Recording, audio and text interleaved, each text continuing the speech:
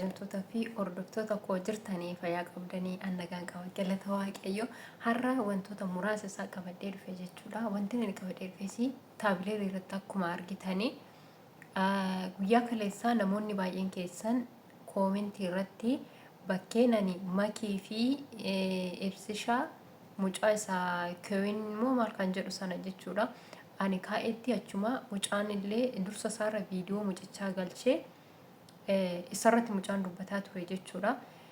Maaliif namoonni baay'een keessanii makii maaliifiin siin jaalladhu mucaa ibsishaan jaalladha jettee maaliif ittiin himin isheenii kan jettanii jirtanii jechuudha. Akkasuma tiktokii koo irratti illee koomentii muraasa kan barreessitanii jirtanii viidiyoo sana tiktokii irra kaa'eetiin hin jira. Viidiyoo kana isinitti dhageessisa. Viidiyoo kana dhaggeeffadhaadha. Dhugaa rabbii maaliif jennaan innis nama uffachiisuu hin jaalatu anis nama uffachiisuu hin jaalladhu hedduun jaalladhaan hedduun na jaalataa waliif taane naatee isaa ta'eetiin jira kanaafuu waan akkanaa silaa dhaabdee bareedaa natti fakkaata. Egaa akkuma dhaggeeffattanii kuni makii fi mucaa yemmuu waliin haasa'aa jiran jechuudha. Makii fi mucichi waliin haasa'aa innaa jiranitti jechuudha. Kuni kan ta'e yoomidha sana duradha jechuudha. Sana duradha. Mucicha makaan waa'ee kana haasaa ture kaleessa moo dheengadda miti dheengadda waa'ee kana haasaa ture. Kanaaf iyyuu wanti kuni makiin immoo waan kana mucaa kanatti himtee akka ibsishaa jaallaturre akka inni ishee jaallaturre kan isin itti himte sana duradha jechuudha. Itti himtee jirti. Maal yaa'idha guyyaa guyyaadhaan taa'anii raawwatanii waa'eedhuma jaalala nama takka kan itti himaa oolarre inni yoo galuufi baate. So namni tokko fakkeenyaaf mucaan kun ibsishaa fi makiin kana duradha kan isaan waliin haasaa turani kan immoo isaan walitti intini jechaa turan jechuudha waliin taphataa turan. Even ani waggaa afran kana akkas waan akkasii dhugaa dubbachuudhaaf yoo ta'e jechuudha. Viidiyoo wayiin qaba. Viidiyoo kana dura waggaa afran kana bara akka bara biyya kanaatitti bara meeqadha viidiyoon kun kan ibsishaa irraa waraabame bara 2021 dha. Bara 2021 dha. Bakka sanarratti ibsishaan agam akka makiin keessa isaa jirtu jechuudha. Agam akka makii jaallatu yooma sanayyuu jechuudha. Yooma sanayyuu bakka jira miti nama takka akkanumatti ilaaltee raawwatee irraa beekta. Assaaba nama sanaa yoona bakka astaasabii nama sanaa irraa ilaaltee akkamatti irraa hubatta jechuudha. Gaaffii gaafatame mucichi bakka sanatti jechuudha.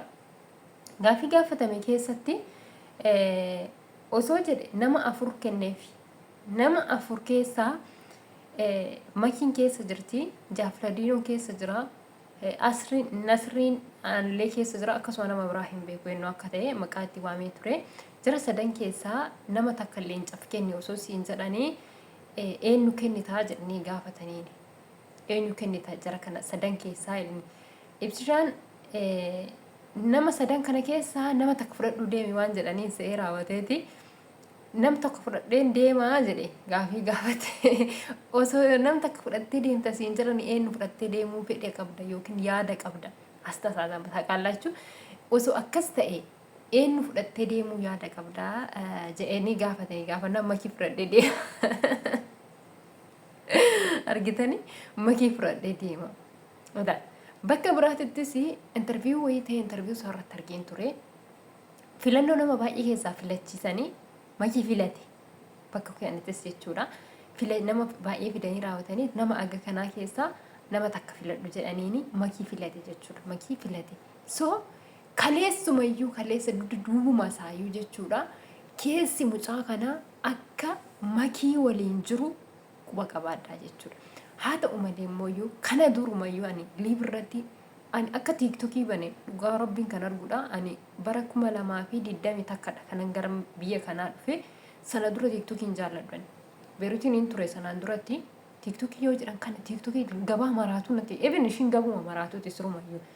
Gabaa maraatu wayii natti fakkaatti hin dhaquyyuu malee siruma appilikeeshinii tiktokuma jechuudhaan kan namni odeessu namarraa dhaga'ee tanan sababa sanaan jibba malee ofii kooti itti fayyadameetu iyyuu miti jechuudha. Appilikeeshinii isaa tiktokii sana appilikeeshinii isaa bilbila koorraa hin qabuun ture.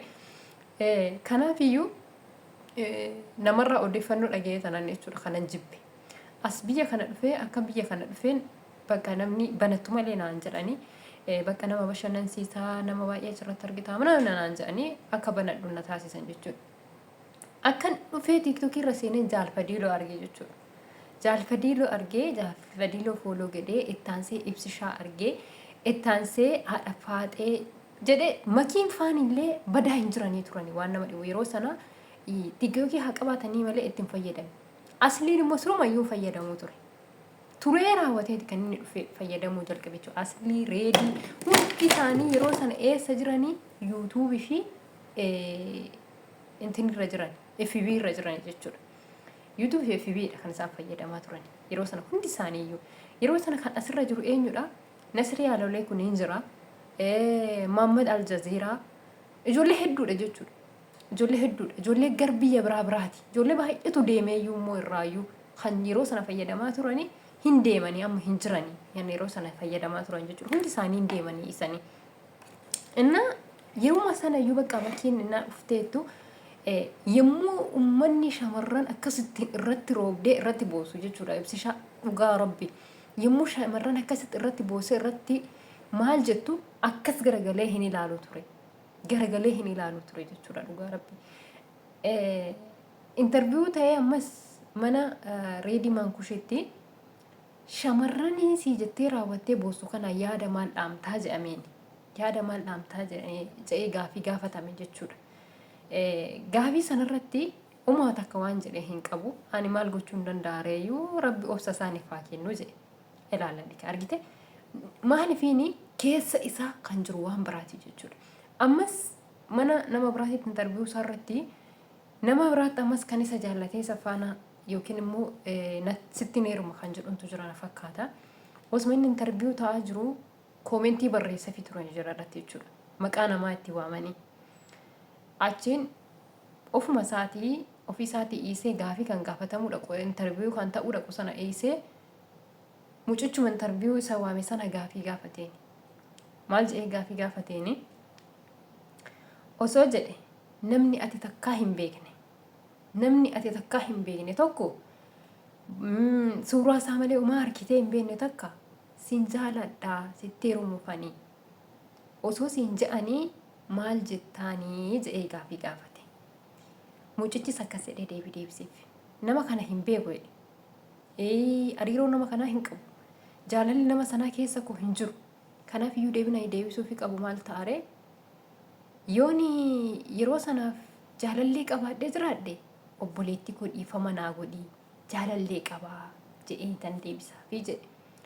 Yoon immoo jaalallee qabaachuu baadhee yaanni koo amma yeroo kanatti jaalala keessa yookiin immoo fedha jaalalaatti jaalachuu san waan ishiin beekneefis immoo ishii jaalachuu hin barbaanne taate obboleetti koo dhiifama naa godhii yeroo kanatti yeroo itti jaalala itti qabadhu yookiin immoo jaaladhee raawwadhee tidaaritti seenu miti.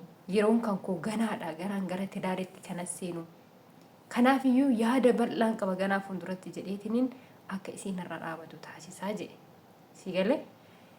Kanaaf iyyuu egaa ibsishaanii arraba isaarraa osoo hin baasin hiriyaa isa affeere sanarraa deebii nama sanaa kenneefi jechuudha. Astaasasabu. Ihee ይሰራል ማለት ነው። ታውቃላችሁ ሂኖጀታ ጀቹ takka kan bulooniin hiikatte asuma dhuftee taffettee sitti baati.